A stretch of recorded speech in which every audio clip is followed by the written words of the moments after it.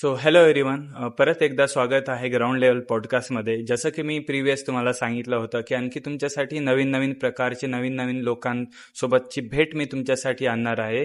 तर आज आमच्यासोबत आहेत sir Somaiya Munde. Please introduce your self. So I'm Somay Vinayak Munde. I'm an IPS officer of 2016 batch. I'm currently posted as Superintendent of Police in Latur district. Okay sir, तर सोमय मुंडे, सोमय हा नाव खूप असं unique वाटतो, तर याचं मिनिंग तुम्ही सांगू शकाल का?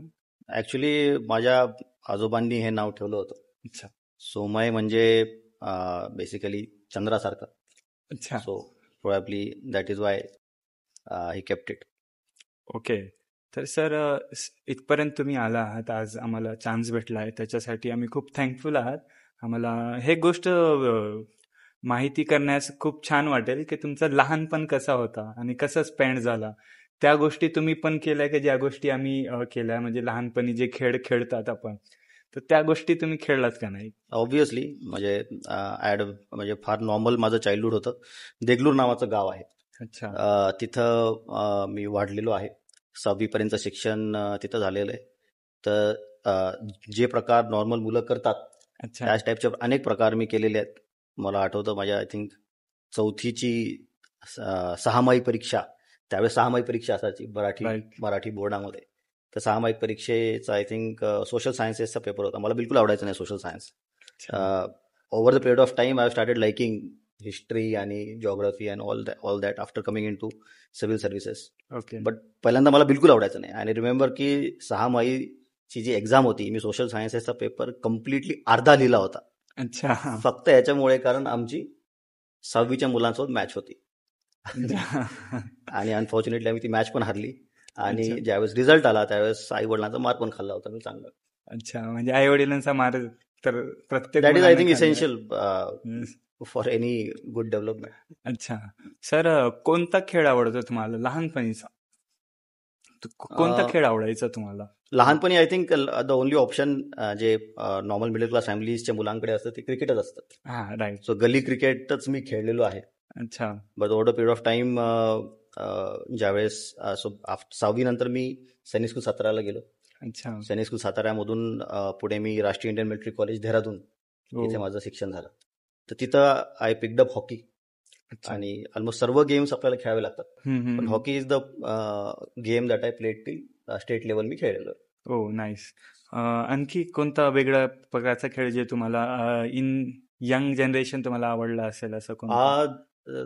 एक चांगली गोष्ट सैनिक स्कूल्स आणि मिलिटरी स्कूल्स ही असते की प्रत्येक स्पोर्ट्स सोबत तुम्हाला एक बेसिक प्रोफिशियन्सी तुम्हाला ते आणून देतात. सो बीट गॉल्फ पासून ते पोलो पासून ते all the sports, squash, badminton, boxing, everything. You have to play everything.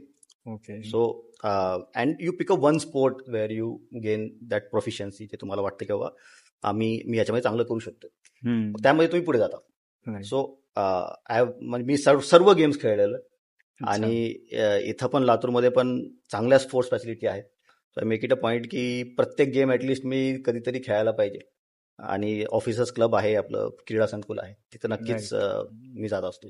तर सर, आणखी एक गोष्ट आहे, सध्याच्या पिढीमध्ये, सध्याच्या जनरेशनमध्ये लहान मुलं जे आहेत ते मोबाईल घेऊन बसतात.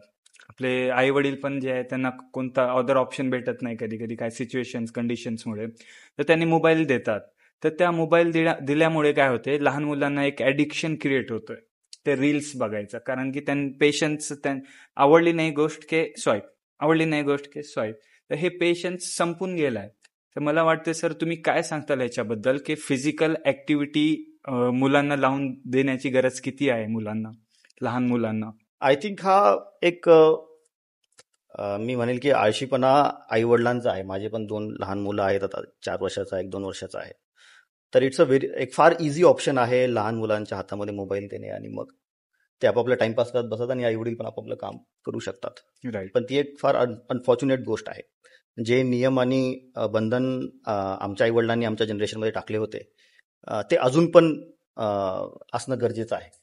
तर मला आठवतं आमच्या लहानपणी शक्तिमान नावाची सिरीज असायची. त्यावेळेस हे वेगळे दुसरे चॅनल्स नसायचे, फक्त 1-2 चॅनल असायचे. आणि शनिवार टू शनिवार किंवा रविवार टू रविवारच तो एक चालायचं. छंद असायचा की त्यावेळेस मग आई वडील तुम्हाला डिस्टर्ब करत नव्हते. पण त्याच्या व्यतिरिक्त मग तुम्हाला सर्व नियम बंधन, होमवर्क असेल, क्लासवर्क असेल, ते सर्व तुम्हाला करावंच लागायचं. तर हे जे आहे एक सध्याच्या सोसायटीमध्ये एक जे चालू आहे की इन्स्टंट ग्रॅटिफिकेशन, राईट, की तुरंत जे ग्रॅटिफिकेशन भेटतं जी. त्याच्या मागे पूर्ण यंग जनरेशन पण आणि आमची जनरेशन पण थोडा बहुत पळत आहे. There is something called delayed gratification. Right. ज्यावेळेस तुम्ही पुस्तक वाचता, इनिशियली तुम्हाला मेहनत लागते, right, but when you complete that book there is a longer term dopamine release. Right, so basically gratification is about releasing some chemicals in your brain. So काही गोष्टी आपल्याला इन्स्टंटली ग्रॅटिफाय करतात, एक आनंद देतात, पण तो फार शॉर्ट टाइम असतो. Right, because it is instant. तो लगेच निघून जातो. Then you are again running behind that next release of dopamine. तुम्हाला वाटतं की आई वडिलांनी मुलांमध्ये अशा टाईपचे काही छंद जोपासायला पाहिजेत जे Yes. त्यांना लॉंगर टर्मसाठी हॅपीनेस देतील and Yes. Kind of satisfaction देतील rather than happiness. Right, so it is sports, it is reading, it is any other cultural activity, painting असेल, क्राफ्ट असेल, डान्सिंग असेल, any other activity can say. Yes yes. So जसं की तुम्ही सांगितलं sir की instantly happiness होणे, dopamine high होणे इन्स्टंटली, परत ड्रॉप लेवल आपल्या लेवल नाही येणे, या गोष्टी त्यांच्यामध्ये बार बार, म्हणजे ह्याच्यामुळे पेशन्स एकदम डिस्ट्रॉय होणार. येस, त्याच्यामुळे मुलांमध्ये चिडचिडपणा पण तयार होतो, येस, मुलांमध्ये राग पण तयार होतो. मी Yes. स्वतः पाहतोय त्या गोष्टी. येस. तर त्यासाठी मला ह्या गोष्टीवर बोलू वाटलं. सर, आणखी आजी आजोबा सोबतचे काय मेमरीज आपल्यासोबत आहेत का, ते तुम्ही सांगू हा, शकता? माझं आजोळ कंधार नावाचा तालुका आहे नांदेड जिल्ह्यामध्ये, तिथला आहे. आणि फार फॉन्ड मेमरीज माझ्या त्यावेळेसच्या होत्या. आय रिमेंबर की माझी आजी मला एक 50 पैसे काहीतरी द्यायची किंवा अच्छा. 1 रुपया द्यायची मॅक्सिमम. आणि त्याच्यामध्ये त्या पुढचे 4-5 दिवस आमचे एकदम आनंदाने जायचे. अच्छा, मग ते छोट्या मोठ्या गोष्टी, खाऊ जे म्हणतो आपण त्याला, ते घेणे, किंवा एक लहानपणी आमच्याकडे असे पेप्सीच्या गाड्या यायच्या, गल्ली गल्लीतून फिरायच्या, किंवा आईस्क्रीमचे असे गोळे विकणारे फिरायचे. राईट, तर ते दिवस नक्कीच मला आठवतात आणि very fond memories of those times. अपेक्षा फक्त ही असेल की आत्ताचे जे लहान मुलं आहेत त्यांनाही तशा टाईपचा आनंद भेटावा आणि तो जो जॉईंट फॅमिलीचा कनेक्ट असतो तो Yes. अजून पण राहावा. तीच एक अपेक्षा यंग जनरेशनसाठी आमची असणार. त्या गोष्टी खूप, म्हणजे असं आम्ही जेव्हा आठवतो काही गोष्टी आमच्या आजीकडल्या गावाकडलं, म्हणजे जे जे सीन लहानपणी आपण स्पेंड केला होता हॅप्पी, म्हणजे ते इन्व्हायरमेंट असतो ना सर, की दुपारचा टाइम असतो, आजी काहीतरी बनवत असते, टीव्हीवर डोरेमॉन अँड ऑल असल्या प्रकारचे सगळे चालू आहेत, म्हणजे त्या गोष्टी एकदम हिट फिक्स झालेल्या असतात डोक्यामध्ये. So sir, I am a food blogger, जसं की एव्हरीवन नो. तर मी एक क्वेश्चन विचारणार आहे की खाण्यामध्ये तुम्हाला काय आवडतं? All types of food. I like non vegetarian food. My wife is vegetarian. Okay, त्यामुळे तो एक थोडासा कॉन्फ्लिक्ट आमचा नेहमी असतो. पण फॉर्च्युनेटली लातूरमध्ये भरपूर it's one of the unique spots जिथे अनेक टाईपचे पदार्थ आपल्याला भेटतात, अनेक टाईपचे आउटलेट्स आहेत. येस. सो मला सर्व टाईपचे पदार्थ आवडतात अँड आय टेंड टू हॅव एव्हरीथिंग. अच्छा, म्हणजे जेव्हा तुम्हाला भूक लागते, वेगवेगळ्या प्रकारचे क्रेविंग्स होतात, म्हणजे आज हे खावं ते खावं, तर रेग्युलर असणारी क्रेविंग कोणत्या डिशसाठी, अशी कोणती डिश आहे का? I would say non vegetarian, any type of non vegetarian. अच्छा, प्रत्येक वेळेस बाहेरचं खाणं चांगलं नसतं. येस, समटाईम्स तुम्हाला घरचं पण खावं लागतं. सो माय वाईफ एन्श्योर्स की मी घरचं इनफ खाईन आणि on weekends we tend to go out. Nice nice sir. आणखी एक क्वेश्चन होता सर, फिटनेस रिलेटेड. मी पाहिलं खूप, मी इंस्टाग्रामला कनेक्टेड आहे तुमच्या, तर तुम्ही सायकलिंग करता, तुम्ही जिम वगैरे अँड ऑल अदर ॲक्टिव्हिटी करता, तर फिटनेससाठी तुम्ही काय सांगताल यंगस्टरला? फिटनेस हा एक फार इम्पॉर्टंट भाग आहे आपल्या जीवनाचा.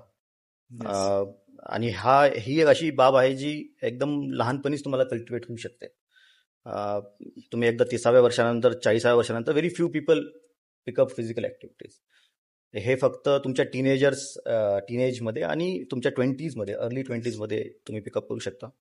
तर if you want to have a very long life, ते तर आहे, पण लॉंग टर्म बेनिफिट जे आहेत ते यंगस्टर्सला एवढे they are not very attractive to right youngsters. ठीक आहे बाबा, म्हातारपणी आपलं जीवन चांगलं जाईल, पण म्हातारपण कोणी बघितलंय राईट अशा टाईपचं असतं. Let me tell you, regular physical activity is Yes. Good for your mental health right and that is very important. Right it gives you self confidence when ज्यावेळेस तुम्ही तुमची बॉडी चांगली असते किंवा generally you look fit, so it gives you lot of confidence. And most importantly for me regularly का physical activities करतो, कारण एक मला सेन्स ऑफ अचिव्हमेंट रोजची मला भेटते, right and that is very important. सकाळी सकाळी मी नॉर्मली जिमला जात असतो किंवा रनिंगला जातो किंवा सायकलिंग असेल, स्विमिंग असेल. सो इन अ वीक 5 दिवस तरी ऍक्टिव्हिटीज मी काही ना काहीतरी करत असतो. सो जे सकाळचं आपण ठरवलेलं नियोजन असतं, ज्यावेळेस ते आपण सकाळी सकाळी पार पडतो, त्याच्याने जे तुम्हाला सॅटिस्फॅक्शन भेटतं, तुमचा दिवस पूर्ण त्याच्यावर ओढत येतो. Right that is very important, that sense of achievement सकाळी सकाळी, that sense of personal achievement. I am not talking about professional. You leave aside your family, leave aside your profession. It is only you and your body. ते फार महत्वाचं आहे. If you have that, right मग तुमचा दिवस चांगला जातो आणि you start your day in a very positive manner. Right.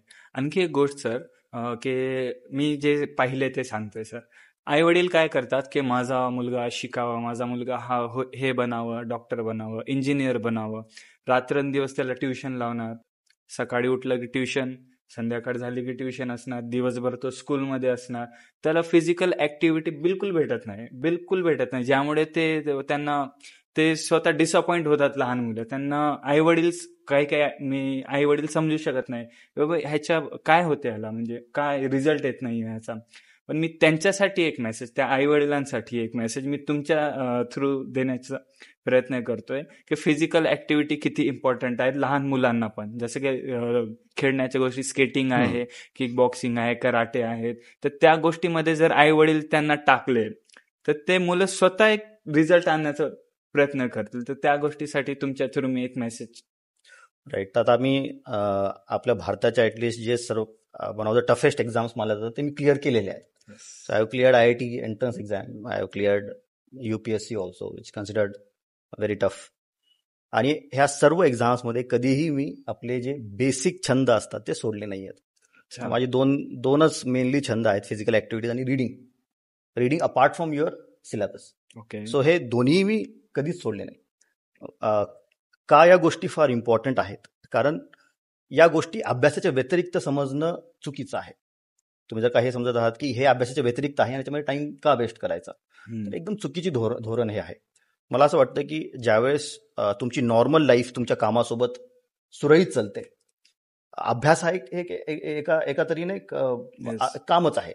Young स्टुडंटसाठी, 11वी-12वीचे स्टुडंट असतील किंवा पुढचे ग्रॅज्युएशनचे स्टुडंट्स असतील, तर हे काम तर तुम्हाला करायचंच आहे. तुम्ही काम जास्तीत जास्त किती 10 तास करू शकाल, 8 तास करू शकाल, पण त्याच्या व्यतिरिक्त तुम्हाला काहीतरी एक आउटलेट असायला पाहिजे. एक दिवसभराचं तुम्हाला फ्रस्ट्रेशन म्हणा किंवा थकवा काढण्यासाठी. सो दॅट आउटलेट हे फार इम्पॉर्टंट आहे यंग जनरेशनसाठी. आई वडिलांना मी हेच सांगेन की या गोष्टी जर का तुमच्या मुलांना पाल्यांना हे आवडतात, ते त्यासाठी थोडासा तरी टाइम त्यांनी देणं गरजेचं आहे. जी एक गोष्ट तुम्ही आता सांगितली की ट्युशन्स आणि क्लासेस हे फार जास्त होतात, मला असं वाटतं की एनी कॉम्पिटिटिव्ह एक्झाम, ह्या सर्व आपण कॉम्पिटिटिव्ह एक्झाम विषयीच बोलत आहोत. येस. तर एव्हरी कॉम्पिटिटिव्ह एक्झाम त्याच वेळेस आपण क्लिअर करू शकतो ज्यावेळेस मुलाला सेल्फ स्टडीसाठी टाइम भेटेल. माझं 11वी-12वीचं मी तुम्हाला सांगतो, मी एका कोचिंग क्लासमध्ये होतो. ती कोचिंग क्लास सकाळी 4 ते 8 एवढीच असायची. अच्छा. त्यानंतर मी कॉलेजला कधी गेलो नाही 11वी-12वीचं.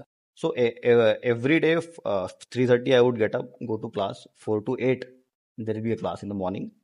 त्यानंतर 2 तास मी घेऊन झोपायचो, ब्रेकफास्ट करायचो आणि त्यानंतर मी अभ्यास करायचो रफली 6 तास. आणि संध्याकाळी 6 नंतर मग it was my own time.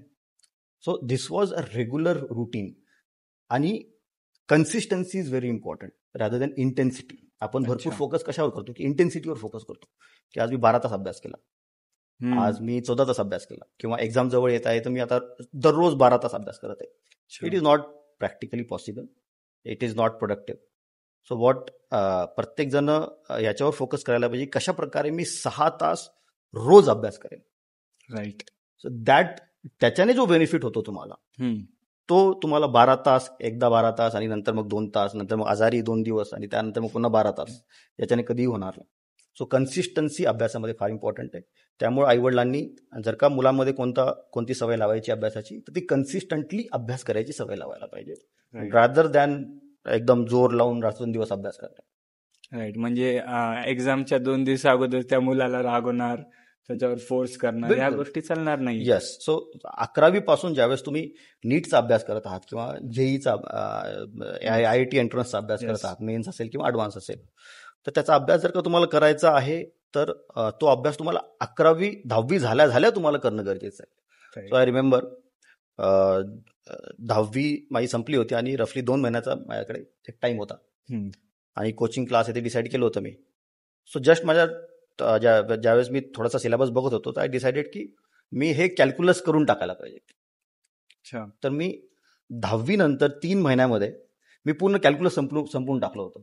रोज 3-4 तास बसायचो, फक्त कॅल्क्युलस केलं मी. अच्छा. त्यामुळं सो आय डिसाइडेड की एवढाच मला अभ्यास करायचा आहे आणि एवढाच टाइम मला द्यायचा आणि तो 10वीच्या सुट्ट्यांपासून द्यायचा आहे. Right. नॉट की 11वी 12वीच्या Starting. 12वीच्या ज्यावेळेस तुमचं जानेवारी येतं, Yes. फेब्रुवारी येतं, ज्यावेळेस मेन्सची एक्झाम एका 10 दिवसावर आलेली असते, त्यावेळेस मी निश्चिंत होतो. इनफॅक्ट आय रिमेंबर की मी डिसाईड केलं की IITची माझी एंट्रन्स होती 2 दिवसानंतर 13 एप्रिलला 2008. तर त्या दिवशी मी डिसाईड केलं की 11 तारखेपासून मी अभ्यास करणार. आय विल जस्ट चिल आणि बघू पुढे. त्याच्यामध्ये डिसिप्लिन पण खूप. डिसिप्लिन इम्पॉर्टंट आहे. Yes.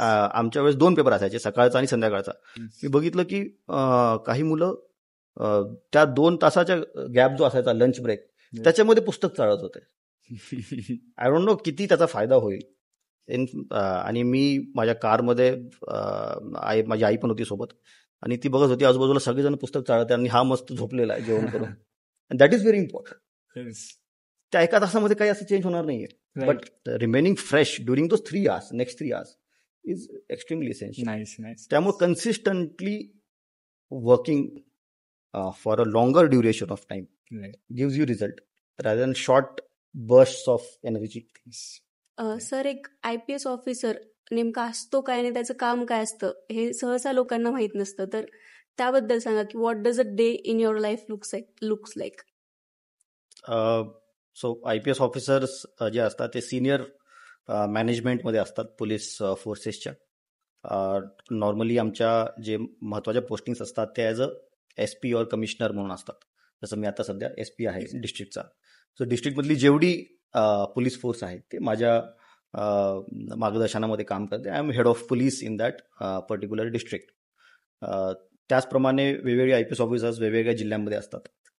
आमची जी पहिली पोस्टिंग असते ती प्रोबेशनपासून सुरुवात होते, मग असिस्टंट SP, ॲडिशनल SP आणि SP अँड देन मग पुढे DIG, IG आणि असे पुढे प्रोग्रेस होत राहते.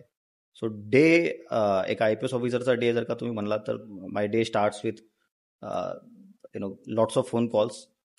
सकाळी सकाळी आम्ही मागच्या दिवसामध्ये जेवढे गुन्हे घडलेले आहेत त्याचा आढावा घेणे, त्याच्यामध्ये काय प्रोग्रेस झालेली आहे, काय गुन्हे झालेले आहेत त्याचा प्रकार समजून घेणे, अशा टाईपच्या गोष्टी आमचा सकाळचा टाईम पूर्ण त्याच्यामध्ये जातो. दिवसा normally we do the office work. इव्हनिंगमध्ये भरपूर व्हिजिटर्स येतात आमच्याकडे.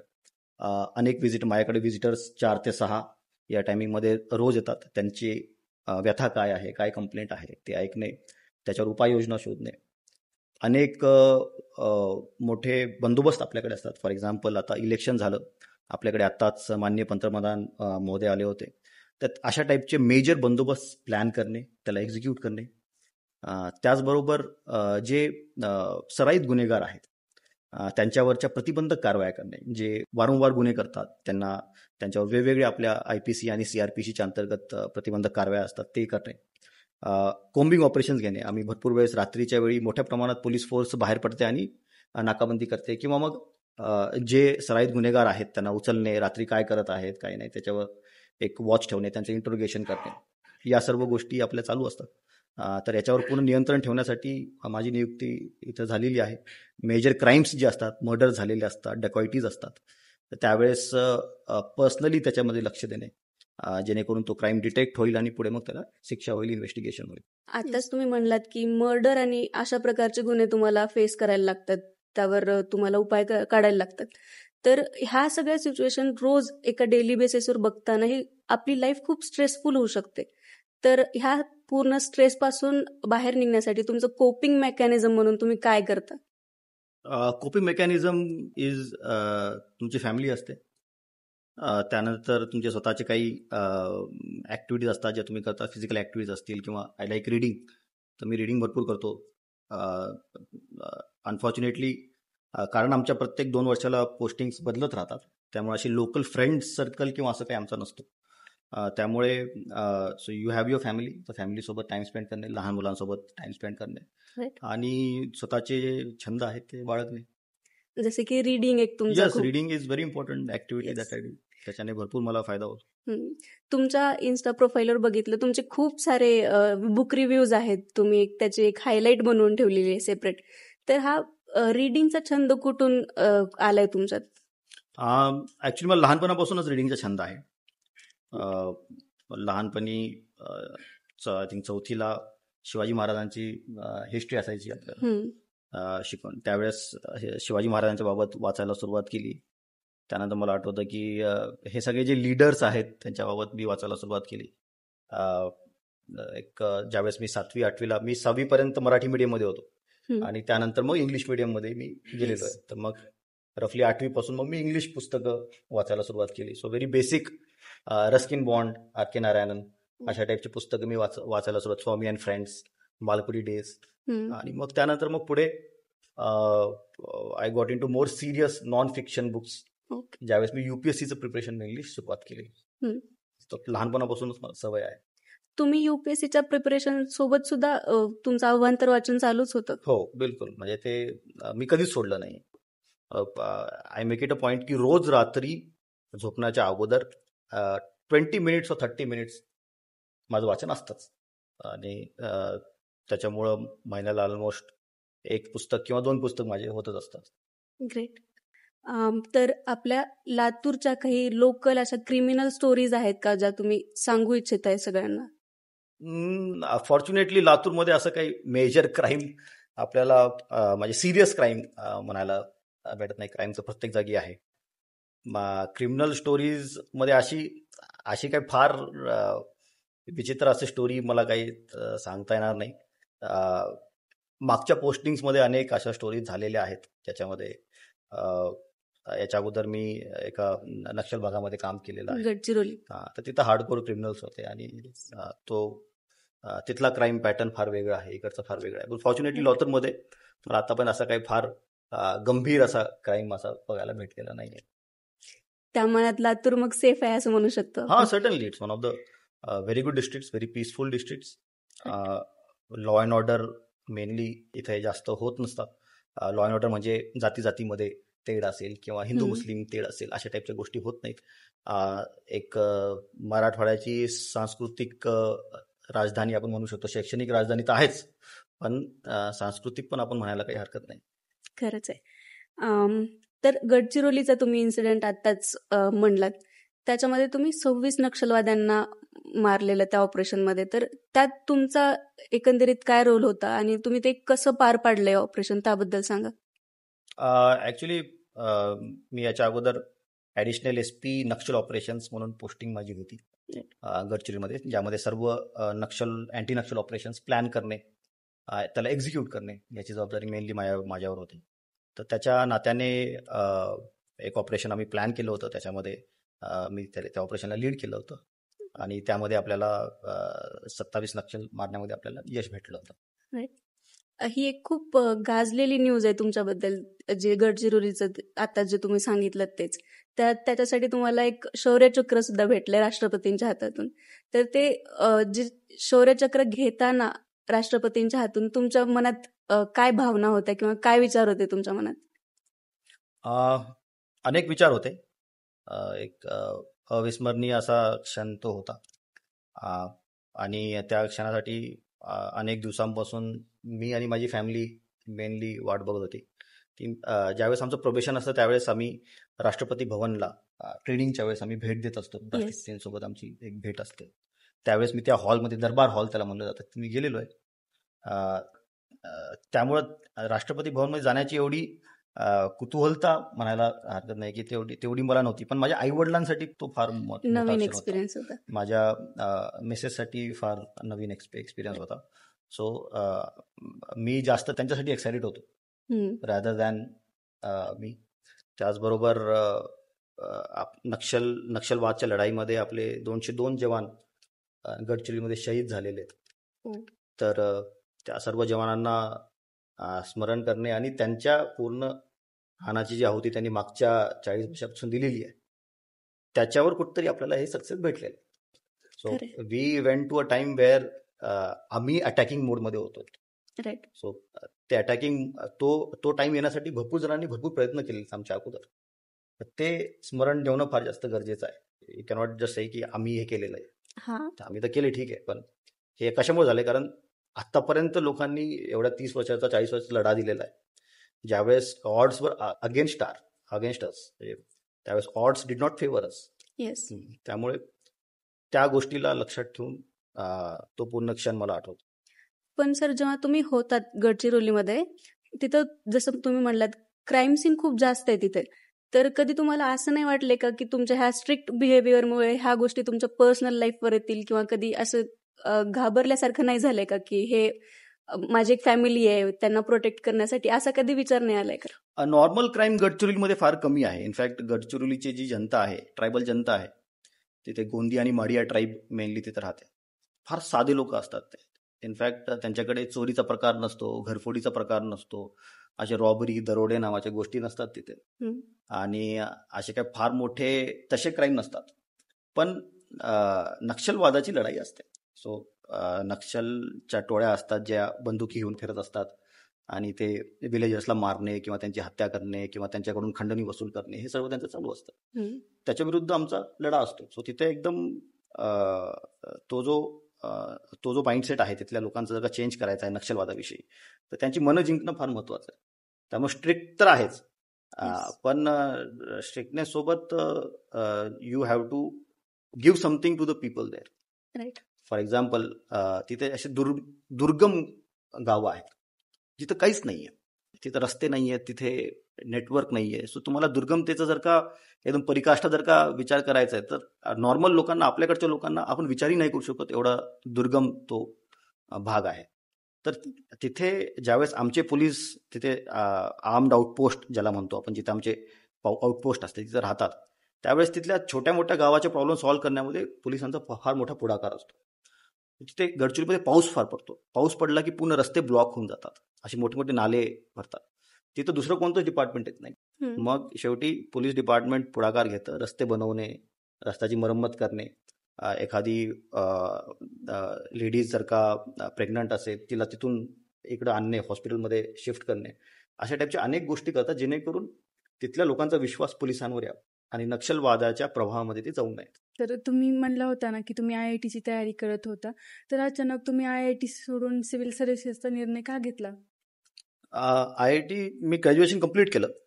मी BTech आणि MTech IIT बॉम्बेमधून केलेलं आहे. IIT पवई ज्याला म्हणलं जातं, तिथून मी केलं. आणि एक लहानपणापासून मी मिलिटरी स्कूल्स आणि सैनिक स्कूलमध्ये राहिल्यामुळे ते युनिफॉर्मची मला सवय होती, आणि ती कुठतरी मला वाटत होतं की आपण कॉर्पोरेट लाईफमध्ये ते जगू शकणार नाही. त्याच्यामुळे मी हे डिसिजन घेतलं की I should do civil services.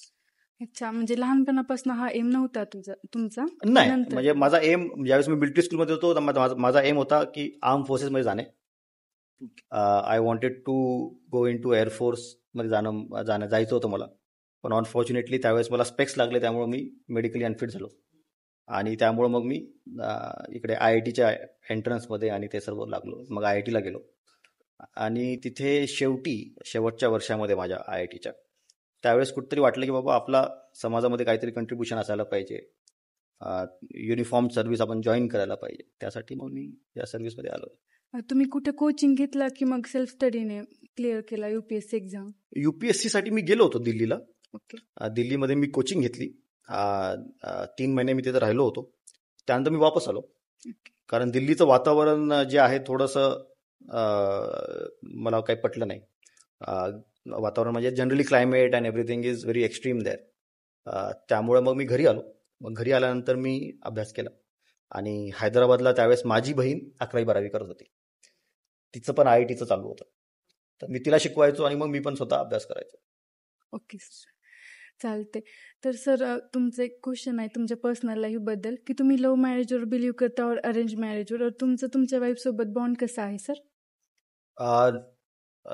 म्हणजे लव्ह मॅरेज किंवा arrange marriage, it should be the personal choice. मला वाटत आहे की बाबा लव्ह मॅरेज करायला पाहिजे तर लव्ह मॅरेज करा. तुमचं स्वतःचं? माझं तर अरेंज मॅरेज आहे. ओके.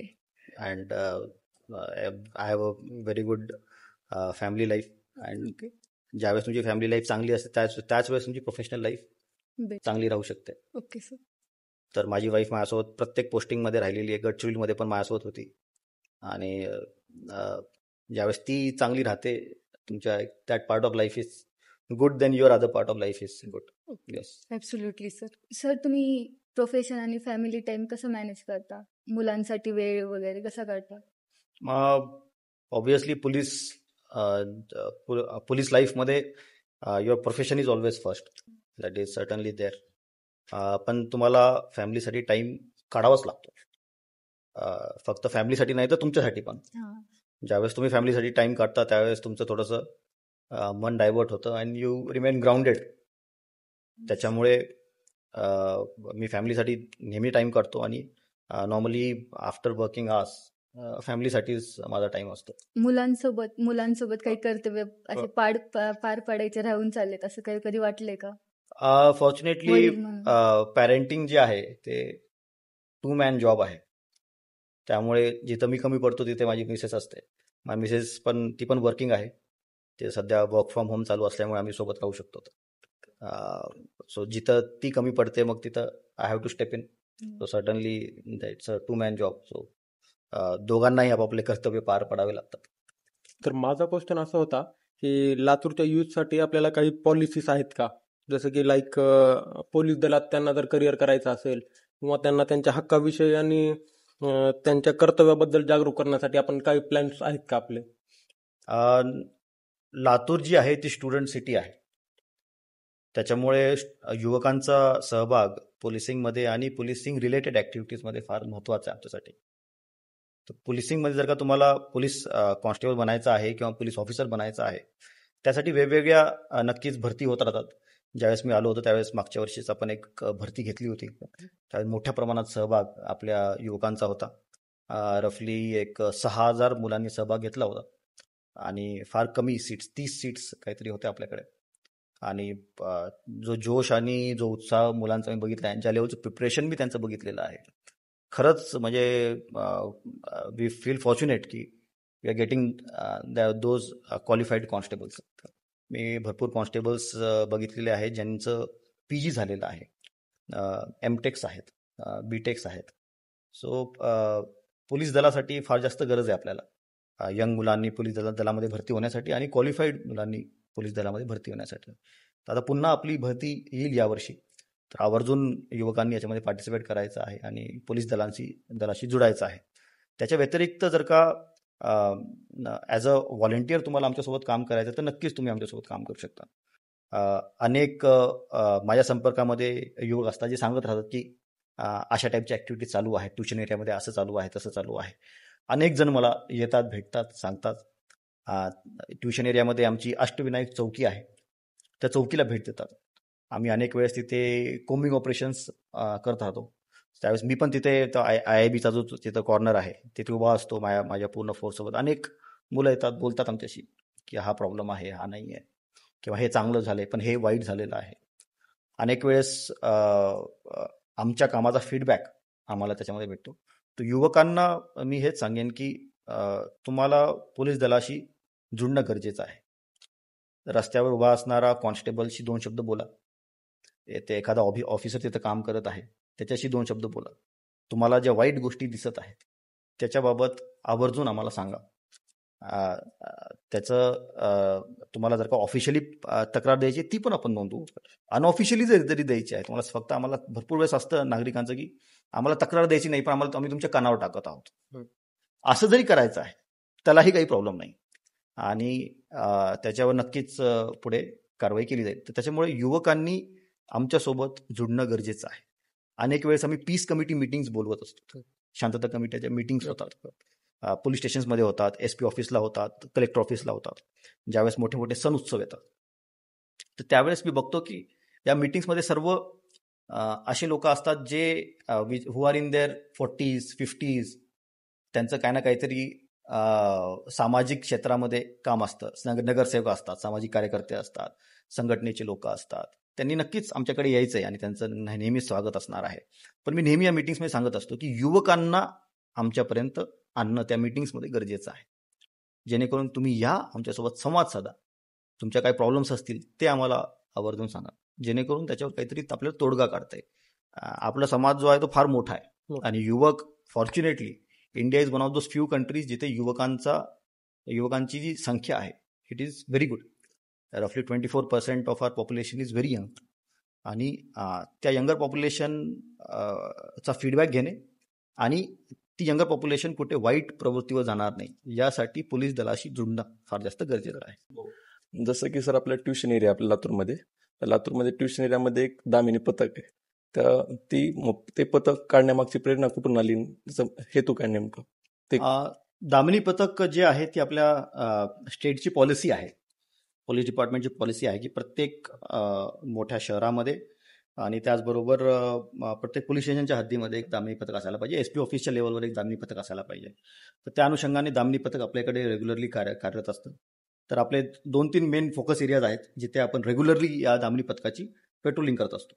तर दामिनी पथकाची गाडी पण वेगळी असते, सो जेणेकरून लगेच आयडेंटिफाय होईल की ही पोलीस गाडी नाही आहे, दामिनी पथकाची गाडी आहे. त्या दामिनी पथकामध्ये 90% महिला असतात.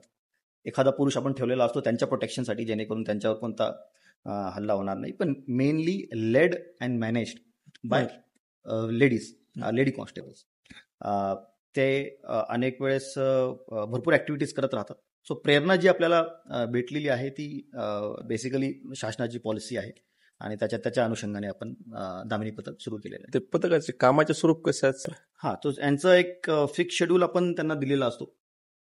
दामिनी पथक आपल्याकडे भरपूर ट्युशन्स आहेत, हॉस्टेल्स आहेत, अनेक एरियाज आहेत जिथे स्टुडंट्स जमतात. सो या भागामध्ये पेट्रोलिंग करणे, त्याचबरोबर आम्ही अनेक हॉस्टेल्समध्ये, अनेक ट्युशन्समध्ये दामिनी पथकाचे पोस्टर्स लावलेले आहेत. ते पोस्टर्स ते सुरळीत आहेत का, तिथं ठेवलेले आहेत का, हॉस्टेल्सला भेट देणे, काही मुलींशी बोलणे, अशा टाईपच्या ॲक्टिव्हिटीज आपण करत राहतो. त्याचबरोबर काही हॉटस्पॉट्स आहेत आपल्याकडे जिथे मोठ्या प्रमाणात मुलं मुली जमतात. ट्युशन एरिया आहे, क्रीडा संकुल आहे, त्याचबरोबर आपला दयानंद कॉलेज गेट एरिया जो आहे तिथं आहे.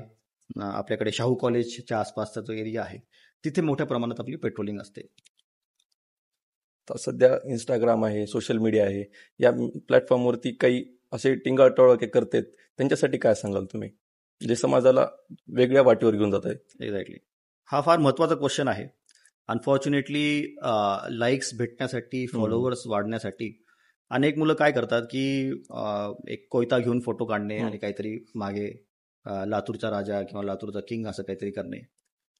त्याचबरोबर एखादी नकली बंदूक घेणे आणि त्यानंतर मग ते त्या टाईपचे फोटोज काढणे, व्हिडिओज काढणे, स्टंटबाजी करणे, त्यानंतर मग त्याचे व्हिडिओज काढणे, अशा टाईपचे अकाउंट ठेवणे की लातूर 302, लातूर 307 अशा टाईपचं काहीतरी अकाउंटचे नावं ठेवणे, अशा टाईपच्या अनेक गोष्टी होत राहतात.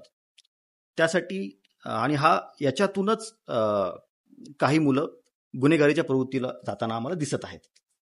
जे गुंड लोक आहेत, जे ऑलरेडी त्या प्रवाहामध्ये गेलेले आहेत, त्यांचे काहीतरी अकाउंट असतात, मग त्या अकाउंटचे फॉलोअर्स असतात. ते फॉलोअर्स पण त्या टाईपचं अनुकरण करण्याचा प्रयत्न करतात आणि मग त्याच्यामध्ये ते घरसटत जातात. एखादा गुन्हा दाखल होतो एखाद्या घटनेमध्ये आणि मग ते गुन्हेगार बनतात. तर अशा टाईपच्या गोष्टी होऊ नये त्यासाठी लातूर पोलिसांनी सोशल मीडिया मॉनिटरिंग सेल स्थापन केलेला आहे. सोशल मीडिया मॉनिटरिंग सेल म्हणजे काय की आमच्याकडे एक सायबर सेल आहे ज्याच्यामध्ये काही कॉन्स्टेबल्स आहेत जे कंटिन्युअसली सोशल मीडिया चालत राहतात. आमच्याकडे काही प्रोटोकॉल्स आम्ही बनवलेले आहेत जेणेकरून काही आक्षेपार्ह पोस्ट, अशा टाईपचे जे पोस्ट असतात ते लगेच आम्हाला आयडेंटिफाय होतात.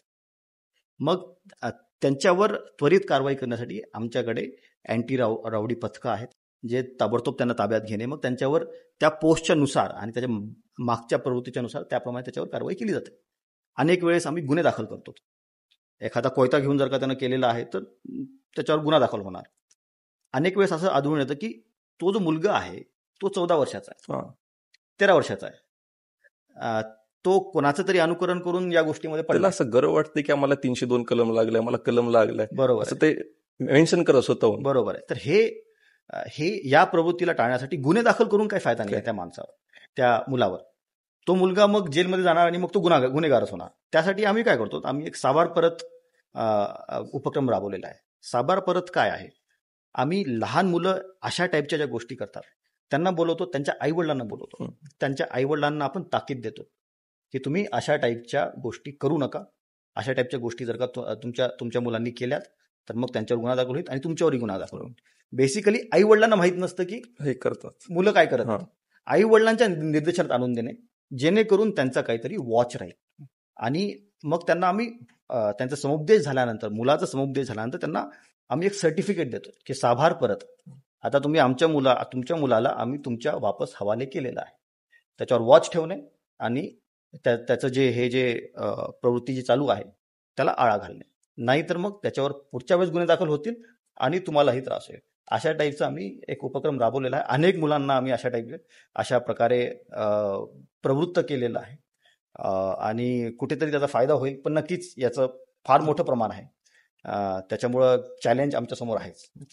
त्यात एक दामिनी पथक आहे, अशा अनेक सुविधा आहेत. आणि अवेअरनेस प्रोग्रामसाठी असे पोलीस प्रशासन काय करत आहे समाजासाठी?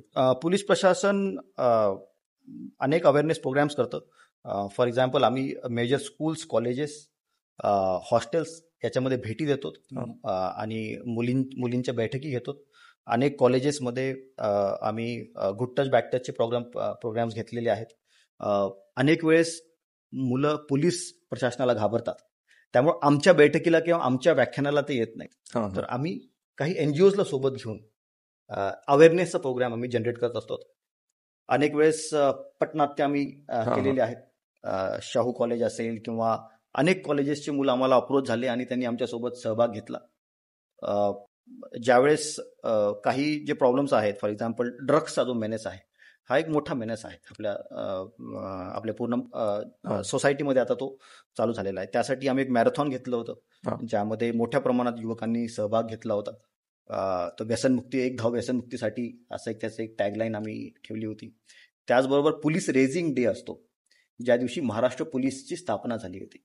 त्या स्थापनेच्या साजरी करण्यासाठी एक पूर्ण वीक आम्ही अवेअरनेस प्रोग्राम घेतो, ज्यामध्ये आम्ही वेगवेगळ्या प्रकारे जे विविध उपक्रम आमच्याद्वारे राबवलेले असतात त्याची जाणीव लोकांपर्यंत व्हावी. त्यासाठी आम्ही स्टॉल सेटअप करून मुलांना बोलवतो, त्यांना दाखवतो आम्ही काय करत आहोत, जेणेकरून पोलीस प्रशासनाने थोडी जाणीव मुलांना व्हावी. आपलं लातूर एक शैक्षणिक हब आहे. करोनाच्या काळाच्या पहिले एक्झाम होत नव्हत्या, नीट सारख्या, JEE सारख्या. त्यानंतर आता सुटसुटीत एक्झाम होत म्हणून सेंटर्स आले. मग त्याच्यामध्ये खूप बाहेरगावून पालक येतात. मग त्याच्यामध्ये पोलीस प्रशासन कसं काम करतं? मोठा चॅलेंज आहे आमच्यासाठी. ज्यावेळेस मुलं लोकल असतात त्यावेळेस पालकांचा धाक त्यांच्यावर असतो आणि नक्कीच ते शिस्तीत राहतात. पण ज्यावेळेस बाहेरून मुलं येतात, मोठ्या प्रमाणात हॉस्टेलमध्ये राहतात, त्यावेळेस मोठा प्रॉब्लेम पोलीस प्रशासनावर येतो. कारण ते लहान मुलं आहेत, काहीतरी टवाळखोळपणा किंवा काहीतरी त्यांचा वाद होतो, काहीतरी प्रॉब्लेम्स इथे होतात आणि त्याच्यातून मग मोठे प्रकार होण्याची दाट शक्यता असते. आणि हे प्रकार आईवडिलांना माहीत नसतात, त्यामुळे पोलिसांना तिथे इंटरव्हीन करावं लागतं. Police should be last option to deal with youngsters, specially जे जुव्हिनाईल आहे. फर्स्ट ऑप्शन जो आहे तो आपले आईवडील असायला पाहिजेत. फॉर एक्झाम्पल ज्यावेळेस आम्ही लहान होतो त्यावेळेस आम्ही जर का कोणता टवाळखोरपणा केला तर आम्हाला भीती पोलिसांची नसायची, आम्हाला भीती आईवडिलांची असायची. आणि सर्वात महत्वाची भीती असायची आमच्या शेजारच्याची. तो कुठतरी फिरणार, तो जाऊन आईवडिलांना चुगली करणार आणि घरी गेल्यानंतर बरोबर आमचा कार्यक्रम होणार. तर ती भीती अजून पण बाळगणं गरजेचं आहे. आता नक्कीच नाईलाज आहे, आईवडिलांना मुलांना इथं ठेवावं लागतं. पण अनेक प्रकार आम्ही असे बघितलेले आहेत की आईवडिलांना कल्पनाच नाही आहे मुलं काय करत आहेत. फॉर एक्झाम्पल एक केस आमच्याकडे आली की एक मुलगा अशा प्रकारे गुन्हेगारीच्या प्रवृत्तीला गेलेला होता. तर ज्यावेळेस आम्ही आईवडिलांना बोलवलं की तुमचं मुलगा असं करत आहे, तर मुलं की नाही आमचं मुलगा तर टॉपर आहे. तर मी म्हणलं कसं टॉपर आहे, टॉपर मुलगा असं थोडं करणार आहे. आम्ही काढला पूर्ण, तर त्यांना पूर्ण मार्कशीट फॉर्ज केल्या होत्या. तो क्लासेसला मागच्या काहीतरी 1 वर्षापासून 2 वर्षापासून गेलाच नव्हता. आणि अशाच टाईपचे गोष्टी त्याच्यामध्ये पडला होता. जर काही वडिलांनी थोडंसं इथं लक्ष दिलं असतं, भेट दिली असती, बघितलं असतं, 4 लोकांना विचारलं असतं, आपल्या टीचरला भेट दिली असती, त्यांना विचारलं असतं आमचा मुलगा कसं करत आहे, जे आमच्या आई वडील करायचेच नक्की, तर मग नक्कीच हा प्रकार कुठेतरी उघडकीस आला असता. त्यामुळे problem with tuition area is की मुलांवर ना क्लासेसवाल्यांचं लक्ष आहे, ना हॉस्टेलवाल्यांचं लक्ष आहे, ना जिथं ते जेवण करतात खानावळ जी आहे त्यांचं लक्ष आहे. आणि कोणाचं लक्ष नसल्यामुळे ते कुठेतरी वाईट प्रवृत्तीला जातात आणि मग पोलिसांना तिथं इंटरव्ह्यू करावं लागतं, विच इज रिअली अनफॉर्च्युनेट. थोडी जबाबदारी क्लासेसची पण आहे, जबाबदारी हॉस्टेल्सची पण आहे, आणि त्यांना आम्ही जबाबदार पण धरत आहोत. ज्यावेळेस मी इथं चार्ज घेतला होता त्यावेळेस मी एक मीटिंग घेतली होती ट्युशन एरियामध्ये, ज्यामध्ये सर्व हॉस्टेल्स आणि क्लासेस मालकांना आम्ही बंधनकारक केलं होतं मीटिंग अटेंड करण्यासाठी. त्यांना आम्ही काही निर्बंध दिले होते, तुम्ही या गोष्टी पाळायच्या आहेत. फॉर एक्झाम्पल, आता ट्युशन एरियामध्ये आपल्याला पहिल्यांदा कळत नव्हतं की ट्युशनवाले मुलं कुठे आहेत, तर ट्युशनवाले मुलं कोणते आहेत. ज्यावेळेस संध्याकाळच्या वेळी क्लासेस सुटतात त्यावेळेस मोठ्या प्रमाणात हजारोचा क्राऊड येतो, मग त्यामध्ये काही टवाळखोर बाहेरचे मुलं त्यामध्ये मिक्स होतात आणि मग प्रॉब्लेम्स होतात. मग ट्युशनच्या मुलांना आयडेंटिफाय करण्यासाठी मग चेकिंग करावी लागायची, मग त्यामध्ये हॅरॅसमेंट व्हायची मुलांची, ती कमी व्हावी त्यासाठी आम्ही क्लासेसवाल्यांना बंधनकारक टाकलेलं होतं की तुम्ही तुमच्या मुलांना टी शर्ट द्यायचे आणि युनिफॉर्म द्यायचा आणि ते युनिफॉर्म घालूनच फिरणार. त्यानंतर मग अनेक क्लासेसनी युनिफॉर्म स्टार्ट केलेले आहेत, काही क्लासेसचे अजून पण राहिलेले आहेत. आणि मी क्लासेसवाल्यांना हेच सांगेन की मुलांना आयडेंटिफाय करण्यासाठी आणि मुलांवर वॉच ठेवण्यासाठी त्यांच्या ज्या वाईट प्रवृत्ती इनिशियल स्टेजेसला आहेत ते लगेच कळाल्यानंतर आईवडिलांना कळवावे, आम्हाला कळवावे, जेणेकरून त्याच्यावर त्वरित कुठेतरी बंधन घालता येईल. एकदा ती गोष्ट हाताच्या बाहेर गेली की मग ती कायद्याच्या चौकटीमध्ये आपल्याला बघावं लागतं. एक शेवटचा प्रश्न सर, हे गुन्हेगारी क्षेत्रात जातं, पण जे गर्लफ्रेंड बॉयफ्रेंड हे एक समाजामध्ये कॅरेक्टर आहे, त्याच्याबद्दल काय सांगाल?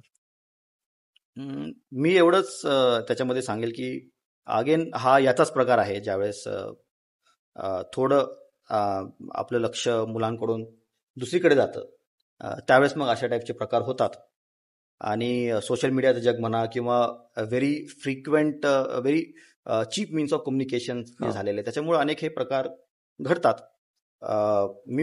तर अनेक प्रकार आपल्याकडे मुलं मुली बाहेरून येतात, त्यांचे प्रेमसंबंध होतात आणि मग त्यातून अनेक अनुचित प्रकार घडतात. अनुचित प्रकार म्हणजे काय की मुलं मुली बाहेर पळून जातात. मुलगा पण भरपूर वेळेस अल्पवयीन असतो, मुलगी पण अल्पवयीन असते. पण मुलांना हे लक्षात ठेवणं गरजेचं आहे की मुलीची जरी इच्छा असेल आणि ती जर का अल्पवयीन असेल, तुम्ही जर का तिला पळवून नेलंय तर मग तो गुन्हा आहे, तो दखलपात्र गुन्हा आहे. त्याच्यामध्ये तुम्हाला अटक होऊ शकते. तुमचे जर का संबंध आले त्याच्यामध्ये तर मग पुढे त्याच्यामध्ये अजून पण पोक्सो कायद्याअंतर्गत त्याच्यामध्ये तुम्हाला तुमच्यावर कारवाई होऊ शकते. त्यामुळं प्रेम जे आहे ते करेक्ट वयालाच तुम्ही करायला पाहिजे. अल्पवयीन वयामध्ये जर का तुम्ही कराल तर मग तो मोठा प्रॉब्लेम आहे. आणि मुलीची इच्छा आहे आणि आम्ही दोघं जण सोबत गेलेलो आहेत, हा प्रकार चुकीचा आहे. ज्यावेळेस मुलगी अल्पवयीन आहे, 18 वर्षाच्या खालील आहे, तर मग तिची इच्छा कायद्याच्या चौकटीमध्ये मानली जात नाही, तिच्या आई वडिलांची मानली जाते. त्यामुळे तेवढे आय थिंक बंधन सर्व युवकांनी पाळणं गरजेचं आहे. आणि पोलिसांविषयी म्हणजे जे लोकांच्या मनात भीती आहे, मुलांच्या स्टुडंट्सच्या मनात जे भीती असते की बाई तिकडे गेल्यानंतर आम्हाला काय काय बघावं लागेल, आमच्या वडिलांपर्यंत जाईल का, आम्ही पोलिसांना भेटलो, आमचे जे प्रॉब्लेम्स आहेत ते आई वडील म्हणतील की बाई चला आधी आम्हाला सांगायचं होतं. खूप प्रकारचे वेगवेगळे क्वेश्चन्स स्टुडंटच्या जे आहेत ते मनात असतात आणि खूप काही वेगवेगळ्या भीती असतात मनात की पोलिसांपर्यंत कसं जायचं, तिथपर्यंत जाणे म्हणजे हे म्हणजे खूप डेंजर भयानक असं मनात असते. तर ह्या गोष्टीवर मला बोलायचं होतं की जर एमर्जन्सी काही केसेस आले, जसं मी ट्युशन एरियामध्ये माझं काम असतं, फूड ब्लॉगर आहे, तिकडले हॉटेल्स वगैरे व्हिजिट करत असतो. ह्या काही 2-3 महिन्यामध्येच मला माहीत झालं ट्युशन एरिया काय आहे, असं माझं जाणं होत नाही. तर तिकडे खूप काही फ्रेंड्स माझे झालेत, लेडीजही झाले, जेंट्सही झाले. तर त्याच्यामध्ये मी स्वतः माझ्या डोळ्यानं पाहिलं केसेस काही की गाडीवर बसून येतात मुलं. सध्या तर कमी झाले कारण की खूप लक्ष देत आहेत पोलीस तिकडं, पण तरीही की मुलींना स्वतःहून जावं जर काय असे प्रॉब्लेम्स असेल तर. मी स्वतः पाहिलं होतं की 2 जण गाडीवर आले आणि छेडखानी करून गेले. त्या एक 2-3 सेकंदाचाच तो मोमेंट होता. मी त्याच्यामध्ये काही करू शकलो नाही. हे मला खूप म्हणजे वाईट झालं की हेच आपल्यासोबत आमच्या कुणासोबत झालं असतं तर कसं वाटलं असतं. म्हणजे ह्या गोष्टीसाठी मुलींना पण एक ऍक्शन घेणं गरजेचं आहे. तर त्या मुलींसाठी तुम्ही काय सांगताल की पोलिसांसोबत त्यांनी कन्व्हर्जेशन करायला पाहिजे, काय भीती नसावी, ह्या गोष्टीविषयी तुम्ही काय सांगताल? नागरिक म्हणून नक्कीच थोडी भीती वाटत असते किंवा Yes. पोलिसांपर्यंत कसं जायचं, युनिफॉर्म Yes. मधल्या माणसाकडे कसं जायचं, आणि असं झालं तसं झालं. अनेक लोकांनी गोष्टी ऐकलेल्या असतात, पोलीस असं करतात तसं करतात. हो. ज्यावेळेस मी पोलीसमध्ये नव्हतो, ज्यावेळेस मी असं सामान्य ठेवून फिरत होतो, त्यावेळेस मला पण भीती वाटायची. अच्छा. पण आता ते थोडं बदलत आहे. मला असं वाटतं की ट्युशन एरियामध्ये ज्या गोष्टी चालतात त्याच्यासाठी बंधन घालण्यासाठी आम्ही काय करत आहोत ते पहिल्यांदा मी सांगतो. Yes. की तिथं आपण एक परमनंट चौकी तर आपली आहेच, तिथं आपली पोलीस फोर्स असते. Yes. त्याचबरोबर ट्युशन एरियाज मध्ये ट्युशन क्लासेसवर आम्ही बंधन टाकलेले आहेत CCTVs लावण्यासाठी. अच्छा. तर ते त्यांनी लावलेले पण आहेत आणि ते वर्किंग पण आहेत. ज्यावेळेस ते एखादा खराब होतो त्यावेळेस आम्ही त्यांना अप्रोच करतो आणि ते आम्हाला नीट करून देतात. त्याच्यामुळं अनेक वेळेस काय झालेलं आहे की ज्या गोष्टी घडतात लगेच तिचं डिटेक्शन झालेलं आहे आणि लगेच त्यांना उचलण्यात येतं, आरोपींना उचलण्यात येतं आणि मग त्यांच्यावर पुढची कारवाई होते. हे झालं ज्यावेळेस इन्सिडन्स रिपोर्ट होतो. अच्छा. प्रोएक्टिव्ह पोलिसिंगसाठी आमची दामिनी पथक रेग्युलरली ट्युशन क्लासेसमध्ये फिरत असते. Yes. त्याचबरोबर हॉस्टेल्सला भेटी देतात, Yes. खानावळींना भेटी देतात आणि सिव्हिल ड्रेसमध्ये ते लेडीज फिरत असतात. अच्छा.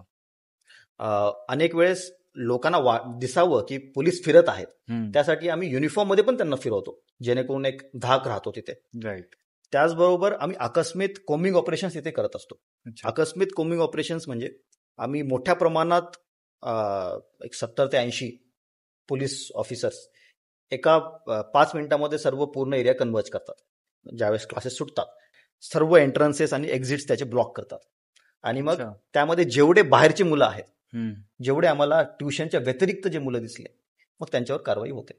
अच्छा. तर मग हे कोम्बिंग ऑपरेशन्स आम्ही रेग्युलरली करत असतो. त्याच्यामुळे कधी कधी त्यांना मोठ्या प्रमाणात तिथे पोलीस ऑफिसर्स दिसत असतात. तर हे कोम्बिंग ऑपरेशन्स आम्ही रेग्युलरली करतो. त्याचबरोबर काही हॉटस्पॉट्स आम्ही आयडेंटिफाय केलेले आहेत ट्युशन एरियामध्ये, अच्छा. जिथं टवाळकेखोरपणा चालतो. मग ते काही पानटपऱ्या असतील राईट. किंवा काही कॅफे शॉप्स असतील, काही अशा टाईपचे आम्ही आयडेंटिफाय केलेले आहेत.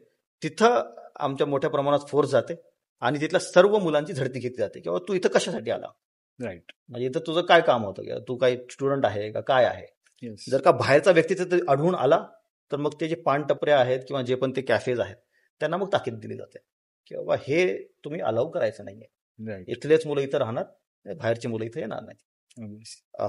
पानटपऱ्यांची एकदम डिटेलमध्ये झडती घेतली जाते. काही पानटपऱ्या आम्ही हटवलेल्या पण आहेत, जे कोकटा कायद्याअंतर्गत शैक्षणिक स्थळांच्या आजूबाजूला नसू शकतात. अच्छा. त्यामुळे त्या उचलून आम्ही नष्ट केलेल्या आहेत. तर अशा टाईपच्या ऍक्टिव्हिटीज आपण करत असतो. पण अजून पण एक मोठा जो नॉन रिपोर्टेड क्राईम ज्याला म्हणतो आपण, की रिपोर्ट होत नाही क्राईम, हम्म. कारण एक थोडी भीती आहे मुलींमध्ये आणि मुलांमध्ये थोडी भीती आहे की बाबा आपण कशाला सांगायचं, पोलिसांच्या झंझटमध्ये कशाला पडायचं. हम्म. तर मी त्यांना हे म्हणेल की तुम्ही आईवडिलांना सांगा. आईवडील आम्हाला अप्रोच करतील. अनेक वेळेस आईवडील आम्हाला सांगतात की साहेब असं असं झालं आमच्या मुलीसोबत. अनेक वेळेस ते म्हणतात की आम्हाला तक्रार द्यायची नाही, पण असं झालंय पण तक्रार नाही द्यायची. अच्छा. तर आम्ही ते पण सॉर्ट आउट करू. म्हणजे अनेक वेळेस आमच्याकडे भरपूर उपाययोजना आहे हम्म. ज्याच्यामध्ये गुन्हा दाखल करण्याच्या व्यतिरिक्त पण आम्ही त्यांच्यावर मायनर केसेस ज्या असतात जे आपण करू शकतो आणि त्यांच्यावर प्रॉपर कारवाई करू शकतो. Yes, yes. त्यांना ताकीद देऊ शकतो. अनेक वेळेस ताकीदीने गोष्टी सुधारतात, कारण हे लहान मुलं आहेत. Right. जे टवाळखोरपणा करणारे किंवा क्लासेसमधले जी मुलं आहेत, 17-18 वर्षाची मुलं आहेत, ते लगेच सुधरून जातात. त्यामध्ये काही मोठा प्रॉब्लेम नसतो. अनेक वेळेस असतं किंवा पोलिसांना अप्रोच करायचं नसतं, तर ते अप्रोच करणं गरजेचं आहे. तुम्हाला तरी पण वाटत आहे की बाबा आम्हाला जायचं नाही पोलीस स्टेशनला बोलायचं, पोलिसांना बोलायचं नाही, तर तुम्ही आमच्या सोशल मीडिया प्लॅटफॉर्म्स आहेत त्याच्यावर आम्हाला कॉन्टॅक्ट करा. तुम्हाला जर का तक्रार नोंदवायची आहे तर तक्रार घेतली जाईल. Yes. नाही नोंदवायची आहे तर त्याला वेगळ्या प्रकारे हँडल केलं जाईल. आणखी एक सर, सोशल मीडिया खूप इझी वे झालेला आहे कम्युनिकेशनसाठी. तर लातूर पोलिसी कन्व्हर्जेशन कुठलेही करायचं असेल तर आपल्या लातूरसाठी काय फॅसिलिटी आहे, काय वे आहे तर तुम्ही एक मला सिक्वेन्समध्ये सांगताल का? जसं की व्हॉट्सअप आहे, इंस्टाग्राम आहे, वेबसाईट्स आहेत, SOS सांगितला तुम्ही, SOS आहे. हे मला सिक्वेन्समध्ये सांगताल का, ज्यामुळे लोकांना हे सगळ्या गोष्टी ॲट अ टाइम माहीत होतील? नक्कीच लातूर पोलिसांचे वेगवेगळे सोशल मीडिया प्लॅटफॉर्म्स आहेत, येस. ज्याच्यावर तुम्ही आम्हाला अप्रोच करू शकता येस. आणि त्याच्यावर तुमची व्यथा मांडू शकता. अनेक वेळेस मला कमेंट्समध्ये गोष्टी येतात की बाबा तुम्ही अशा टाईपची कारवाई केली पण तिथं असं चालू होतं, अच्छा. मग त्याच्यावर आम्ही त्वरित रिप्लाय पण देतो. अनेक वेळेस आम्हाला DM मध्ये डायरेक्ट मेसेजेसमध्ये येस. आम्हाला रिप्लाय हे मेसेज येतात Message. की माझी अशी FIR आहे आणि त्याच्यावर आतापर्यंत कारवाई झाली नाही, किंवा मी असा जो फिरत होतो मला अशा टाईपचा गोष्ट आढळून आली. आतापर्यंत आम्ही नव्हतो सोशल मीडिया चॅनल्सवर, पण आता आम्ही मोठ्या प्रमाणात तिथे ऍक्टिव्हली हँडल करत आहोत.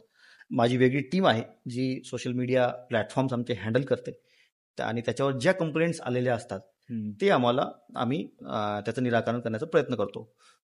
दिस is one option in which तुम्ही पोलिसांना अप्रोच करू शकता. दुसरं ऑप्शन आहे महाराष्ट्र शासनाने आणि पोलीस प्रशासनाने डायल 112 एक सुविधा सर्व नागरिकांना दिलेली आहे. त्यामध्ये तुम्ही 112ला कॉल करू शकता. येस. तुमच्या कॉलची नोंद केली जाते आमच्या कंट्रोल रूमला. तो कॉल पुढे मग आमच्या कॉल रिस्पॉन्डर्सला दिला जातो. आमचे मोटर बाईक्सवर आणि गाड्यांमध्ये काही कॉल रिस्पॉन्डर्स असतात, त्यांच्याकडे एक स्क्रीन असते, त्या स्क्रीनवर तो कॉल येतो, त्या कॉलरचे पूर्ण डिटेल्स येतात. अच्छा. आणि मग ते जाऊन रिस्पॉन्ड करतात. When they respond their action taken report is filed आणि मग त्याच्यावर पुढे कारवाई होते. अनेक वेळेस नागरिकांचा फीडबॅक पण घेतला जातो त्याच्यावर की तुमच्याकडे असा रिस्पॉन्स केला होता पोलिसांनी, तुम्हाला कसा वाटला रिस्पॉन्स, की तुम्हाला अजून काय कमतरता वाटली, तर 1 to 5 मध्ये रेटिंग करा. अशा टाईपच्या अनेक गोष्टी असतात. हे झालं कॉल बद्दल. अनेक जणांना वाटतं की मला कॉलवर पण करायचं नाही. येस. तर महाराष्ट्र शासनाने मर्स डायल 112 नावाची एक ॲप केलेली आहे, महाराष्ट्र इमर्जन्सी रिस्पॉन्स सर्व्हिसेस 112. ही जी ॲप आहे या ॲपद्वारेही तुम्ही पोलीस प्रशासनाला संपर्क करू शकता. ही ॲप जी आहे ही ॲप 112 सिस्टम सोबत इंटिग्रेटेड आहे. त्यामुळे त्यावर व्हॉट्सॲपची सुविधा आहे, त्यावर तुम्हाला SOS बटनची सुविधा आहे. फॉर एक्झाम्पल तुम्ही जर का त्या ॲपमध्ये आपल्या नातेवाईकांचे कॉन्टॅक्ट डिटेल्स टाकले आणि तुम्ही SOSचं बटन जर का दाबलं तर तुमचं लोकेशन त्या नातेवाईकांना जातं. तुम्ही प्रॉब्लेममध्ये आहात हा मेसेज त्या नातेवाईकांना जातो. तीच इन्फॉर्मेशन आमच्या कंट्रोल रूमला पण येते. ग्रेट. यस. जेणेकरून त्वरित रिस्पॉन्स त्याच्यामध्ये होऊ शकतो. मला वाटतं की मुलींनी याचा मोठ्या प्रमाणात वापर करायला पाहिजे आणि या सुविधाचा जास्तीत जास्त वापर करायला पाहिजे, जेणेकरून ही सिस्टम आम्हाला अजून चांगल्या प्रकारे राबवता येईल. राईट. आणि ह्याच्यामध्ये आपण स्क्रीनवर जे आहे आपल्या दामिनी पथकचाही contact number, direct contact Damini Pathak आमचं रेग्युलरली कार्यरत असतं, त्याचेही वेगवेगळे कॉन्टॅक्ट नंबर आहेत. आपल्याकडे चाइल्ड हेल्पलाईन आहे 1098, ज्याला म्हणतो 1098. ओके. तर त्याचा तुम्ही वापर करू शकता. Child help, any children below 18 can use it आणि त्याचा आपण वापर करू शकतो. त्याचबरोबर ट्युशन एरियामध्ये सुसाईडचं प्रमाण एक आहे. लहान मुलांमध्ये टेन्शनमुळे म्हणा किंवा एक अभ्यासाचा तणाव म्हणा, त्याच्यामुळे सुसाईडचं प्रमाण आहे. तर भारत सरकारची एक हेल्पलाईन आहे ज्याच्यामध्ये तुम्ही मानसिक जर का तुम्हाला तणाव आहे तर त्यावर तुम्ही संपर्क साधून तुमचा प्रॉब्लेम तुम्ही सॉल्व्ह करण्याचा, कोणाला तरी बोलण्याचा एक प्रयत्न करू शकता. ती पण हेल्पलाईन आता तुम्हाला स्क्रीनवर आम्ही दाखवू आणि त्याचा फायदा भरपूर मुलांनी करायचा आहे. येस. ऑब्विसली. म्हणजे हे मनातलं लवकर कुणाशी बोलावं, म्हणजे ह्याच्यामुळे डिप्रेस म्हणजे आत राहून ते ओव्हरलोड होऊन ते काहीतरी ऍक्शन घेण्याच्या मार्गावर जातात. बरोबर. तर ते गोष्ट न होता खूप काही लोक आहेत, पोलिसांसोबत पण तुम्ही संवाद साधू शकता, मनातल्या गोष्टी सांगू शकता, कारण की ह्यांना एक्सपिरियन्स असतो की गोष्टींना कसं फेस करायचं. ते नाही झालं तर तुमचे आई वडील आहे, एकदा बोलून तरी बघा. आई वडिलांना कोणी बोलत नाही, फ्री नसतात. एक्झॅक्टली. पण एकदा बोलून बघा, एकदा डेअरिंग केलं ना तुमच्या मनातली भीती निघून जाईल. सो सर, हे आम्ही जे पॉडकास्ट घेतो ग्राउंड लेवल, म्हणजे आर्टिस्ट लोकांसाठी जे स्ट्रगल केलेत आपल्या पास्टमध्ये, तर हे पॉडकास्ट आम्ही त्यांच्यासाठी हे प्लॅटफॉर्म तयार केलं की ते लोकांसाठी एक काहीतरी प्लॅटफॉर्म असावा की त्या लोकांना माहीत व्हावं की भाई हे लोक पण आहेत. तर हा कन्सेप्ट कसा वाटला सर? आम्ही हे सगळे स्टुडंट हे सगळं अरेंज करतो, प्रिपेअर करतो. नाही, हे तुम्हाला कसं वाटलं? एकदम चांगली तुमची टीम आहे, भरपूर तुम्ही रिसर्च येथे करून आलेला आहात इथे. येस. अँड मागच्या 2-3 दिवसापासून तुझं प्रिपरेशन मी बघत आहे. येस तर it's a very good tip and नक्की त्याचा फायदा युवकांना होईल मला असं वाटतं. येस सर, बिलकुल. Okay, sir. Thank you so much for watching, and please share with your family, with your sons and daughters, and subscribe, share, and like. Thank you so much.